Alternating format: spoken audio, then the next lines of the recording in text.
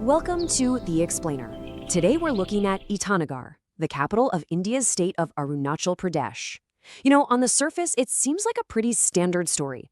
A modern administrative center kind of carved out of the Himalayan foothills. Sounds straightforward enough, right?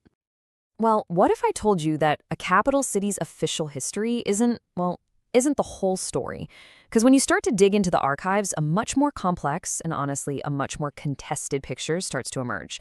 So in this explainer, we're going to go beyond that simple official story and uncover the surprising history of how this capital was really made. Okay, so take a look. On the surface, Itanagar is this bustling administrative hub, home to nearly 60,000 people. I mean, it's got a university, a modern airport. It's the political heart of the state. But, and this is the key, to really understand its present, we have to start with its official past. Right, so first up, the official origin story. And believe me, it's a heroic one. It's all rooted in this idea of rediscovering a glorious past and, giving it a whole new life. And this quote from India's president at the time, V.V. Giri, really sets the stage. He talks about taking rebirth in the ruins of an ancient capital. So the message from day one was powerful, right? The idea was that this new capital wasn't just being plopped down on some empty land. No. It was being built on a site with, historical sanctity. It was all about linking the new state of Arunachal Pradesh to a proud ancient civilization. And the centerpiece of this whole story? The Ita Fort. I mean, the name itself, Itanagar, literally translates to Fort of Brick City. So this single archaeological site, it became the historical anchor. It gave this brand new capital a powerful sense of legitimacy right from the get-go. So every good story needs a hero, right? And in this official version, that hero is Nabam Runghi, a local leader. The tale goes something like this. A government committee is searching for a place to build the capital, and it's Runghi who passionately stands out for this specific spot. And get this, he supposedly carried a brick from the old fort all the way to Shillong just to convince the officials. That's the story we're told anyway. Okay, so that's the official story. Simple, inspiring, but it's not the whole story.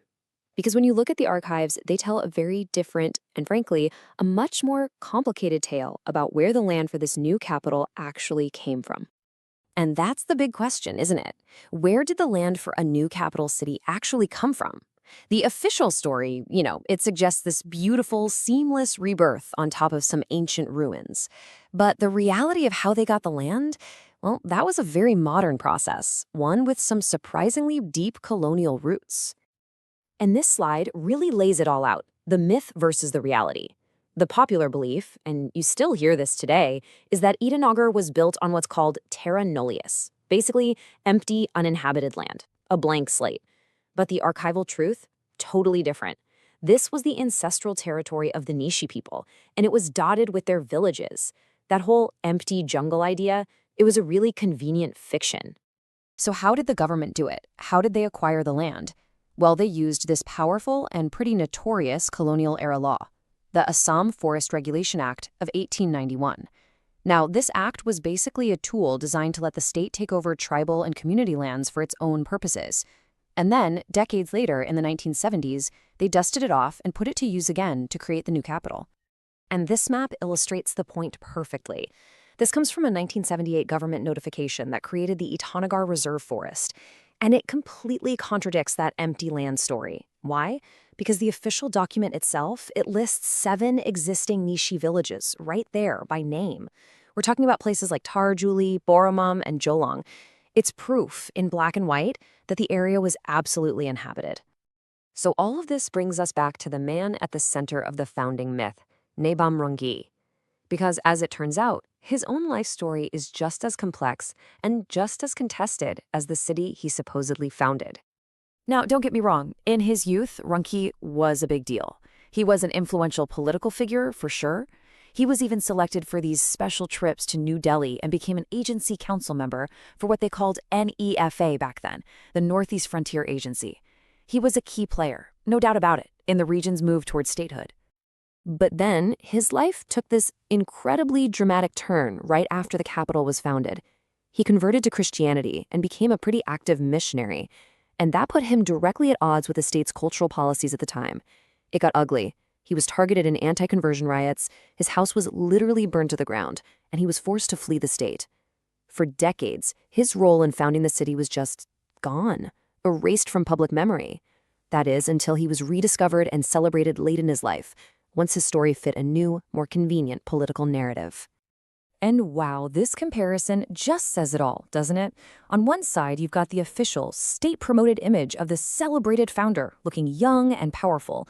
And on the other side, the sad reality of his memorial today, ill-maintained and described by researchers as feeling abandoned and desolate. It's a pretty stark contradiction. So what does this all lead to? What are the actual on-the-ground consequences of this imposed and hurried urbanization built on such a messy foundation? Well, for one thing, explosive and pretty much unplanned growth. The population just ballooned, going from around 5,000 people in 1981 to nearly 60,000 in 2011. That's more than a tenfold increase in just 30 years. It went from a few scattered villages to a crowded, bustling urban center almost overnight. And that kind of rapid, haphazard growth, it always comes at a cost.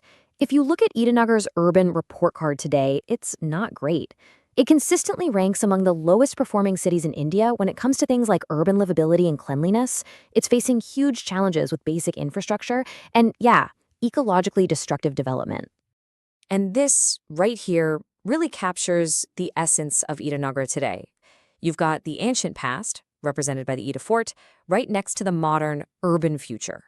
It's a city that's grappling with all the consequences of its super-fast growth, and all of it is built on this foundation of a carefully constructed and, let's be honest, a highly selective history. But at the end of the day, the most crucial point is this. Behind the official story of building a capital city, there's a very human story of displacement. For many of the original Nyishi inhabitants, the creation of Itanagar, it wasn't some glorious rebirth, it was the loss of their ancestral lands. And there's this feeling, captured in this heartbreaking quote from a relative of Nabam Runghi, that their people's land had been lost in vain. So it really makes you think, doesn't it? When we build a city, what stories do we choose to tell? And maybe more importantly, whose stories do we pave over? The story of Itanagar is such a powerful reminder that a city is built with more than just bricks and mortar. It's built with narratives. And choosing which story to tell and whose history to forget, that's ultimately an act of power. And it shapes not just the past, but the future of a place and all of its people.